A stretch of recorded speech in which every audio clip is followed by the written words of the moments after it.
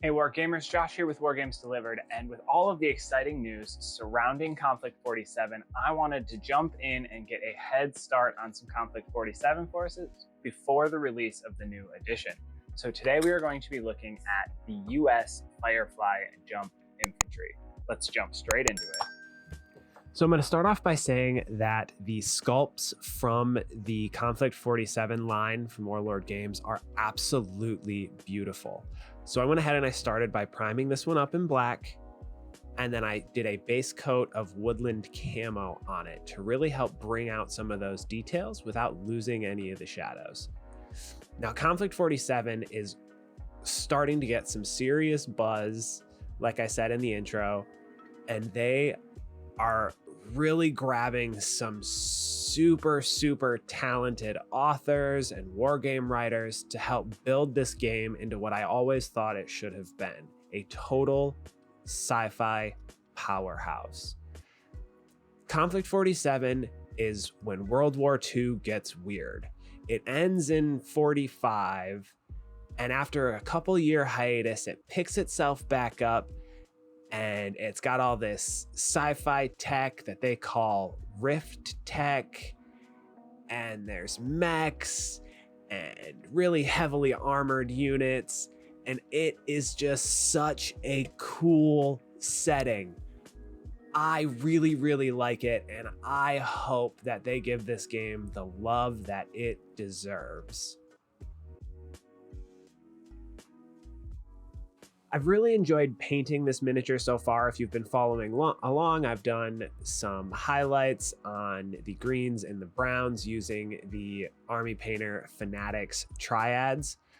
Link in our description in the bio if you want to grab your own. They are fabulous for having to add in those highlights and shadows without having to put too much thought into it.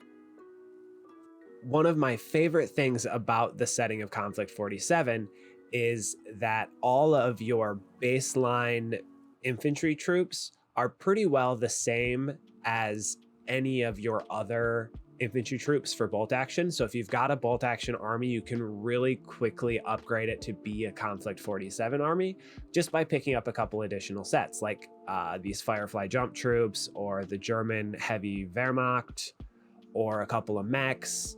They make upgrades for the tanks that you already own, so you can get additional turrets for them, like plasma coil turrets or anything like that. It is just, the sculpts are so cool, and they're all grounded in reality.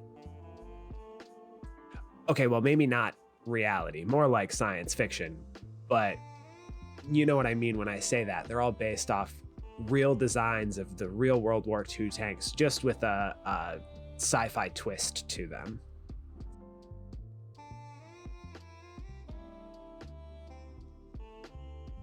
The rule set for the current edition of Conflict 47 has its basis in Bolt Action V2. They borrowed a lot of the same mechanics. It uses a lot of the same things that Bolt Action players know and love. But I am excited to see what kind of new things they bring to the table with the next edition of Conflict 47. I'm really pleased with the way it is right now, but I'm always excited to see them breathe new life into a game.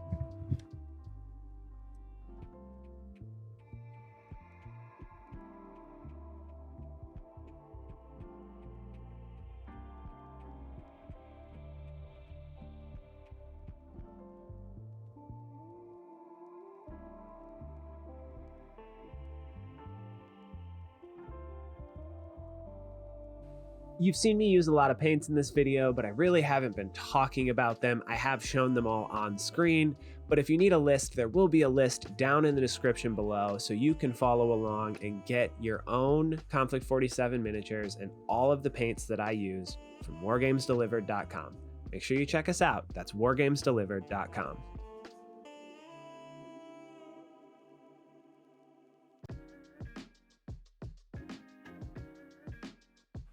Oh, and one more thing I forgot to mention.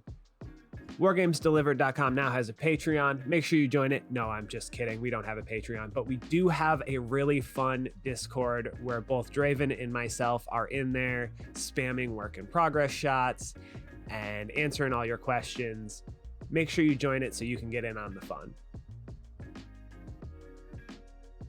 There is, however, one paint in this set that I really want to talk about, and that is the Plasma Coil Glow. These fluoro effects from the new Fnatic line are so cool. You have to check them out. They are some of my favorite effects ever.